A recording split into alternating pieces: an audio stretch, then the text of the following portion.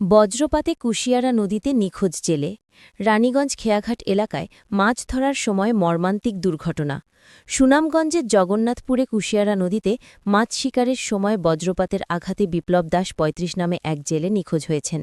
আজ বৃহস্পতিবার ৯ অক্টোবর বিকেলবেলার রানীগঞ্জ বাজারের পাশে খেয়াঘাট এলাকায় এই মর্মান্তিক ঘটনা ঘটে। নিখোঁজ হবার প্রায় ঘণ্টাখানেক পরও তার কোনো সন্ধান না মেলায় স্থানীয়দের মধ্যে গভীর উদ্বেগ ও শোকের ছায়া নেমে এসেছে। স্থানীয় সূত্রে জানা গেছে, নিখোঁজ বিপ্লব দাস রানীগঞ্জ ইউনিয়নের রানীনগর গ্রামের দিরু দাসের ছেলে।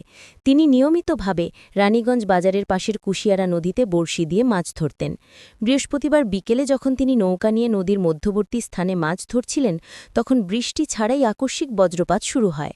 স্থানীয়রা জানান, বজ্রপাতের ঠিক মাঝেই একটি বাজ বিপ্লব দাসের নৌকার কাছে আঘাত করে। বজ্রাঘাতের সঙ্গে সঙ্গেই বিপ্লব দাস নৌকা থেকে ছিটকে কুশিয়ারা নদীর পানিতে পড়ে যান। মুহূর্তের মধ্যে তিনি তলিয়ে যান। বজ্রপাত থেমে যাবার পর স্থানীয় অন্যান্য জেলেরা এবং সাধারণ মানুষজন দ্রুত নৌকা নিয়ে নদীতে খোঁজাখুঁজি শুরু করেন। প্রায় ঘণ্টাখানিক ধরে নদীর ওই নির্দিষ্ট এলাকায় ব্যাপক তল্লাশি চালানো হয়, তবে অনেক খোঁজাখুঁজির পরও বিপ্লব দাসের কোনো সন্ধান পাওয়া যায়নি। এই ঘটনায় তার পরিবার এবং গোটা রানীগঞ্জ এলাকায় শোকের পরিবেশ সৃষ্টি হয়েছে। স্থানীয়রা প্রশাসনের কাছে দ্রুত নিখোঁজ জেলের সন্ধানে প্রয়োজনীয় পদক্ষেপ গ্রহণের দাবি জানিয়েছেন। রানীগঞ্জ বাজারের পাশে আজকে বিকালের দিকে বজ্রপাতে একজন জেলে নিখোঁজ হয়েছে। দীর্ঘক্ষণ ধরে জেলেকে খোঁজাখুঁজি করতেছে স্থানীয় লোকজন।